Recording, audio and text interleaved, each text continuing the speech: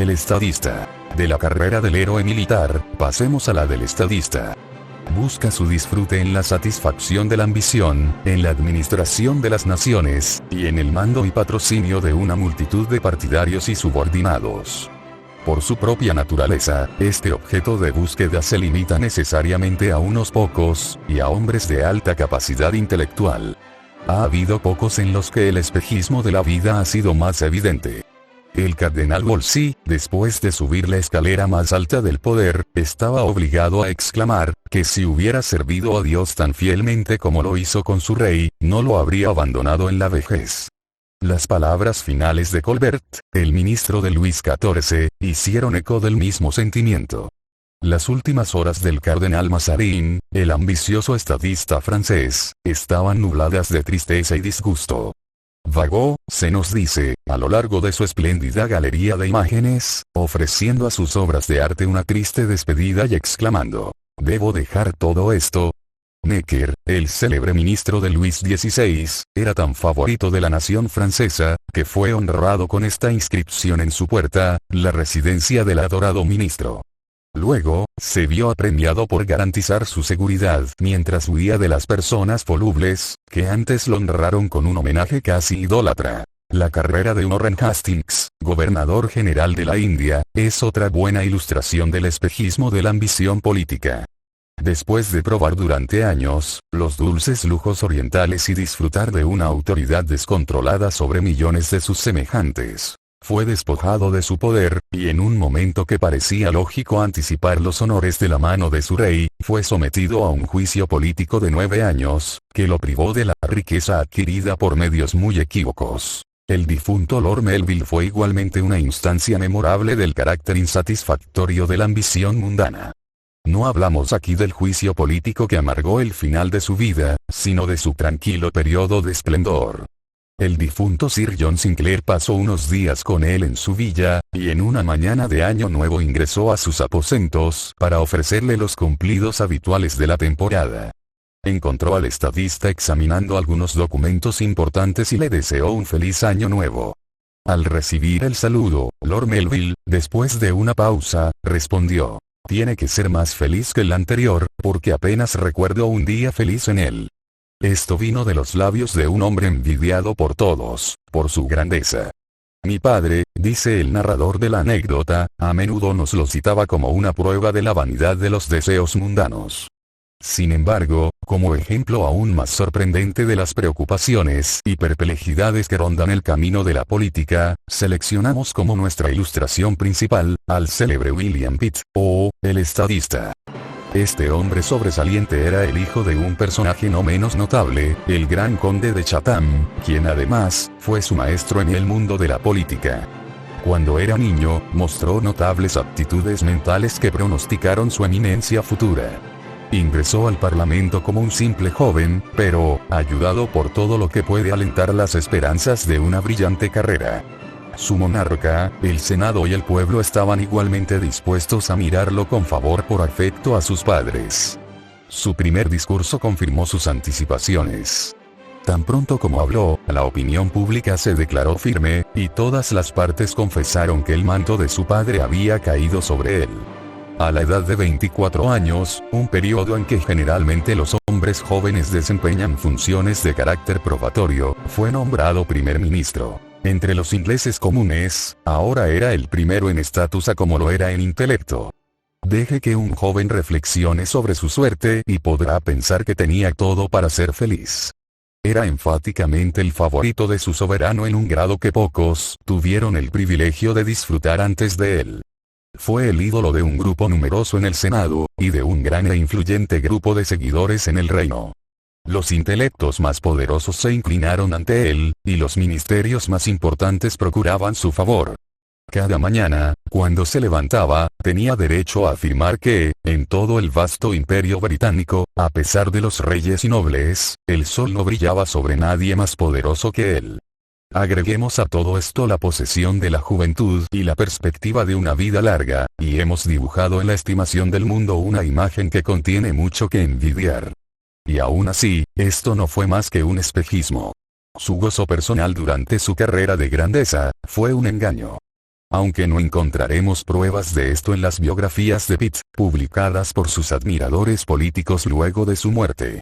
Allí encontramos una narrativa de éxito halagador. Sin embargo, hace unos años, un relato de su vida doméstica apareció en las memorias de la señora que supervisaba los cuidados de su hogar. La gente, dijo este escritor, poco sabía lo que el señor Pitt tenía que sufrir. Se levantaba a las 8 de la mañana con gente suficiente para ver durante una semana. Obligado a hablar todo el tiempo del desayuno, recibiendo primero uno y luego otro, hasta que el reloj daba las 4 en punto. Luego comía apurado una chuleta de cordero. Se apresuraba para salir de la casa, y allí donde iba, instaba y mandaba hasta desgastar sus pulmones y regresar a eso de las 2 o 3 de la mañana. ¿Quién podría soportarlo? Después de esto, acalorado como estaba, y comiendo nada en absoluto, cenaría con Dundas, Huskisson, Ross, Long y demás, y luego se iría a la cama y dormiría 3 o 4 horas para volver a lo mismo al día siguiente, y al siguiente. Mientras se desempeñó en el Parlamento, ¿qué vida llevó? Despertado de su sueño por una encomienda de Lord Melville, luego otra de Windsor. Entonces, si tenía media hora de sobra, trataba de tragar algo. Después, el señor Adams con un papel, y el señor Long con otro. Finalmente, con una botella de confección embriagante en el bolsillo, salía a trabajar hasta regresar a las 3 o 4 de la mañana.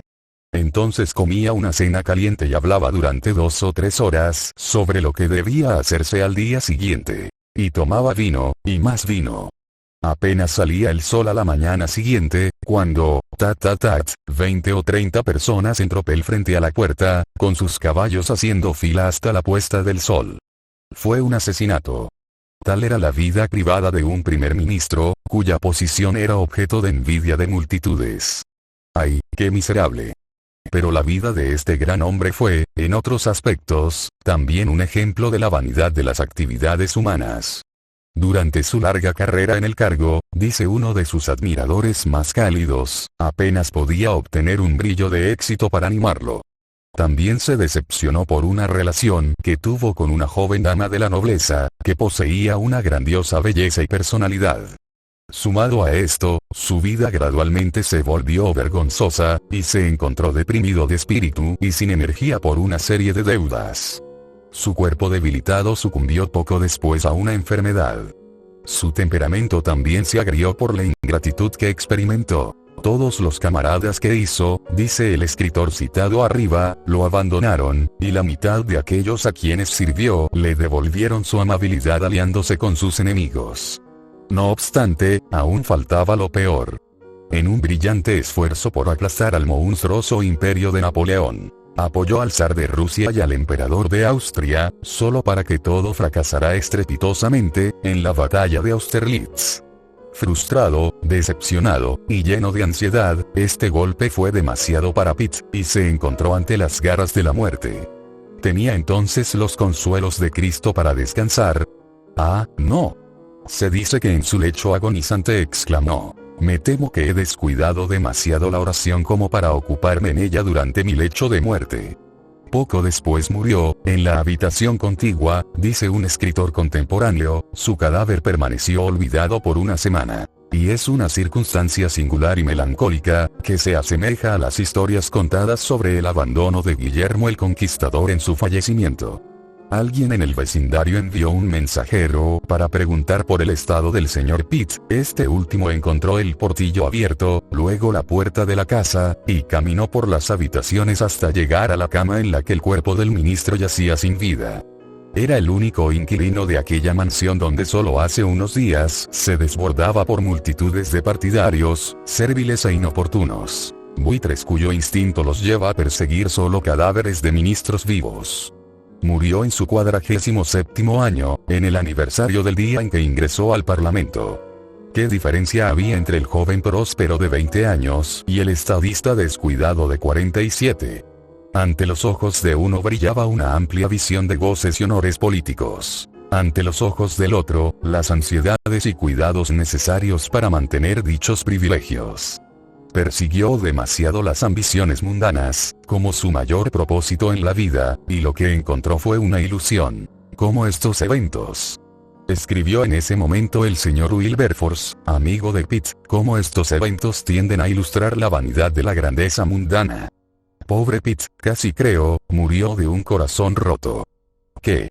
Era él como O'Dwyer, o Collins, o Chatterton, que apenas disponían del sustento necesario para sostener sus cuerpos, mientras la conciencia de sus talentos no reconocidos, les horadó el corazón hasta comerse sus almas.